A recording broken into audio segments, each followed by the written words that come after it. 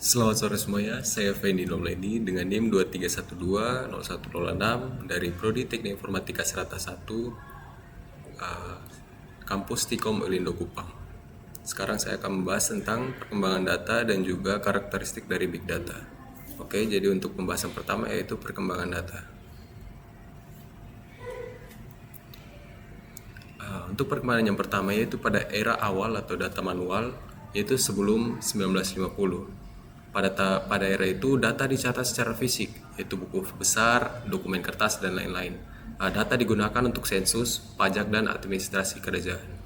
Kemudian penyimpanannya masih lambat dan mudah untuk rusak. Lanjut pada tahap yang berikutnya, yaitu era komputer awal pada tahun 1950 sampai 1970.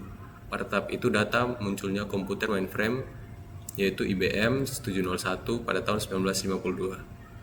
Pada tahap itu data disimpan dalam punch card dan magnetic tape dan mulai digunakan untuk militer, sains, dan juga bisnis besar.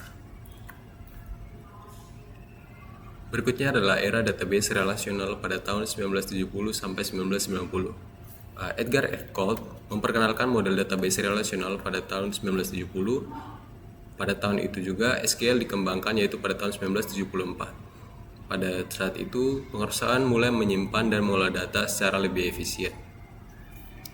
Berikutnya adalah era internet dan digitalisasi pada tahun 1990 sampai 2005. Pada tahun itu munculnya web menyebabkan ledakan data digital, email, media sosial awal dari Friendster atau MySpace, dan e-commerce menghasilkan data yang cukup besar. Pada tahap itu Excel dan XML dan database NoSQL mulai dikembangkan. Yang berikutnya adalah era Big Data, yaitu tahun 2005 sampai dengan sekarang. Pada era Big Data, volume data tumbuh eksponensial, lebih dari 180 zettabyte diprediksi pada tahun 2025. Teknologi seperti Hadoop, Spark, dan Cloud Computing memungkinkan pemrosesan data berskala besar. Pada tahap itu juga muncul AI, Machine Learning, dan Data Science. Dan pada tahap yang terakhir yaitu era AI dan data prediktif dari tahun 2020 sampai seterusnya. Data menjadi bahan bakar utama bagi kecerdasan buatan, prediksi perilaku, personalisasi layanan, dan automasi. Kemudian tantangan etika yang dihadapi adalah privasi, keamanan, dan bias algoritma yang terjadi. Berikutnya adalah kita akan membahas tentang karakteristik Big Data, yaitu ada volume, velocity, value, variety, veracity. Jadi apa itu volume? Volume merupakan jumlah data yang sangat besar. Kemudian ada karakteristik yang berikutnya yaitu velocity. Velocity artinya data mengalir cepat dan terus-menerus. Kemudian karakteristik yang berikutnya adalah variety.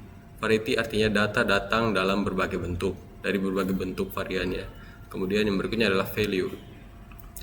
Veracity. Veracity artinya kualitas dan kebenaran data harus dijaga. Berikutnya adalah value. Value artinya data harus menghasilkan manfaat atau nilai untuk pengguna. Baik, sekian dari hasil presentasi saya. Mohon maaf bila ada salah kata. Terima kasih.